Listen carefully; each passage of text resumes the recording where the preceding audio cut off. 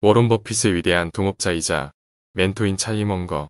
워런 버핏과 찰리 먼거는 동업자를 넘어서 서로가 서로에게 멘토 역할을 하며 버크셔에서의 일을 이끌어온 사람들이다. 세상 사람들에게는 워런 버핏이 널리 알려져 있으나 워런 버핏 못지않은 뛰어난 능력과 지혜를 갖춘 이가 찰리 먼거다. 알려진 바로는 찰리 먼거의 재산은 15조, 워런 버핏은 90조라고 한다. 그는 항상 몇 개의 단어로 압축하여 핵심을 표현하는 재능이 있다. 제대로 된 투자 결정 프로세스를 만들어내려면 복잡함은 항상 배제해야 한다고 하며 단순하고 명료함에 집중하면 좀 더 긍정적인 투자 결과를 도출해낼 수 있다는 오랜 경험에서 터득한 지혜를 알려준다. 그는 원래 하버드 로스쿨을 나와 변호사 사무실에 근무했었는데 워런 버핏을 만나고 나서 투자의 길로 들어섰다고 한다. 그를 만나기 전까지 워런 버핏은 담배꽁초 투자, 즉 시장에서 저평가된 주식이 있으면 매입했다가 주가가 오르면 팔아서 차익을 남기는 투자를 하고 있었다. 그런 그에게 돈을 버는 최상의 방법은 장기간에 걸쳐 투자자본 대비 높은 수익을 돌려주는 뛰어난 기업을 매입하라는 찰리 먼거의 가르침은 버핏의 투자 사고의 지평을 넓혀주어 한 차원 높은 투자로 이끌어주어 오늘날 버크셔로 하여금 세계 최대의 부를 이루게 했다. 하버드에 다닐 때 워낙 뛰어나 교수들이 그의 질문에 쩔쩔맸을 정도로 하버드 졸업생 중 손꼽히는 수재였다고 한다. 버핏이 일러주는 많은 가르침 가운데 나보다 나은 사람을 주위의 친구로 두라고 하는 말이 있는데 워런 버핏 자신이 스스로 그것을 실천해 찰리 먼거를 가까운 친구이자 멘토로 평생을 함께한 셈이다. 먼거는 워런 버핏의 소개로 빌 게이츠와도 만났는데 빌 게이츠는 먼거를 두고 내가 만난 사람들 중 가장 폭넓게 사고하는 사람이다. 라고 극찬할 정도였다고 한다. 먼거는 정신 모델의 격자로 사고의 틀을 갖출 것을 제시했다. 세상의 모든 것이 다 밀접하게 연결되어 있기 때문에 여러 다양한 원칙들을 활용해서 폭넓게 생각하는 것이 사고 능력을 개선시킬 수 있다고 생각하여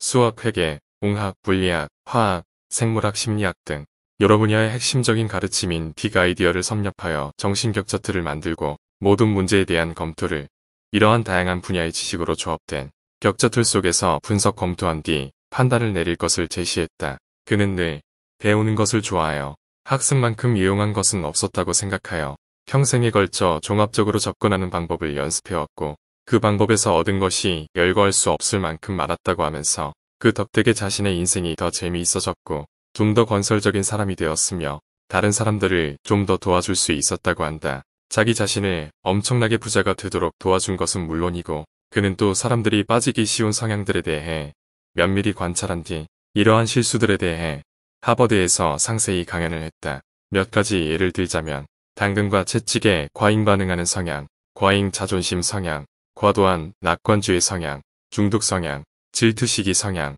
전문가라 권위 있는 사람들의 말을 쉽게 믿는 권위복종 성향, 투자를 함에 있어서나 삶을 살아가면서 이러한 성향에서 벗어나 격자틀 정신 모형을 구축하여 독자적으로 판단하여 삶을 살아가면 삶이 보다 풍요로워지고 행복해질 수 있다는 탁월한 가르침을 전해준다. 성공의 기회는 자주 오지 않고 또 대부분 오래 머물지 않기에 꾸준히 연구하고 참을성 있게 기다리다가 그런 기회가 오면 참을성과 절약정신에서 얻은 모든 자원을 적시에 과감하게 베팅할 것을 일러준다. 훌륭한 삶이란 항상 배우고 또 배우는 삶이라고 생각하는 그는 워런 버핏과 마찬가지로 99세의 나이에도 아직도 여전히 끊임없는 호기심으로 수많은 책을 읽으며 배워나가고 있다고 한다.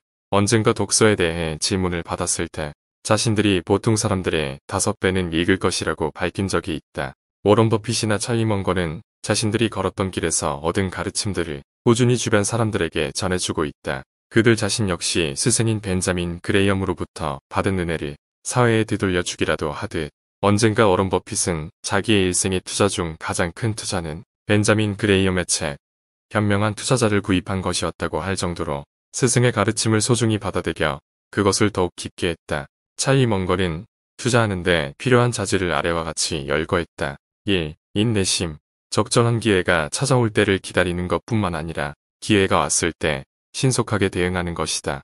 2. 자제심. 스스로 생각할 수 있어야 하고 대중을 따르기보다 역발상을 할 줄 알아야 한다. 단지 가만히 손 놓고 있을 수 없다는 이유로 빌어먹을 짓을 벌이지 않는 것이 자제심이다. 3. 대담함과 결단력을 겸비한 침착성. 대담함이란 주가가 잘못된 길로 들어서더라도 자신의 좋은 아이디어를 고수하는 것을 의미한다. 결단력이란 모든 사람들이 충격에 빠질 때 현금을 사용해 적극적으로 주식 투자를 할 수 있는 능력이다. 4. 좋은 머리에 현혹되지 않는 이성적인 현명함. 상식을 갖추지 않으면 머리가 좋아도 소용이 없다. 머리가 좋은 사람과 한 분야의 전문가가 다른 분야에서도 통할 것이라고 생각하지 않는 편이 좋다. 5. 정직. 정직했기 때문에 도덕적으로 옳은 길을 갈 수 있었고 위대한 투자 수익률을 올릴 수 있었다. 도덕적일 경우 추가 수익률을 올린 경우가 더 많았다. 6. 자신감과 관념에 빠지지 않는 것. 자신이 실수를 저지를 수 있는 존재임을 인정한 다음에 자신감을 가져야 한다. 그렇지 못하면 과잉억신에 빠질 수 있다. 자신을 속이지 않는 정신은 당신이 가질 수 있는 최고 중 하나다. 그러기가 힘들기 때문에 더 큰 힘이 된다. 관념에 빠지면 사안의 비판적 평가를 가로막을 수 있기 때문이다. 7. 장기지향적 사고.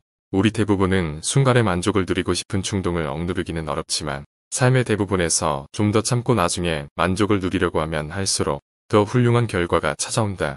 장기지향적 사고가 왜 더 좋은가? 한마디로 복리효과 때문이다. 8. 열정. 열정이 있는 사람이 더 많이 읽고 더 많이 생각하는 것은 물론 더 열심히 일하고 더 많이 투자할 가능성이 크다는 점을 이해하는 것이 중요하다. 따라서 열정이 있는 사람이 그렇지 못한 이들보다 정보력에 있어서도 우위를 가진다. 좋은 사람의 열정은 자신의 자아를 더 잘 알 수 있다. 9. 학구열. 다른 사람의 실수로부터 배우는 것이 훨씬 더 즐겁다. 지혜와 재치를 겸비하라. 사실 수집 네트워크를 통해 많은 다른 사람들로부터 사실과 의견을 수집한다. 10. 연대의식.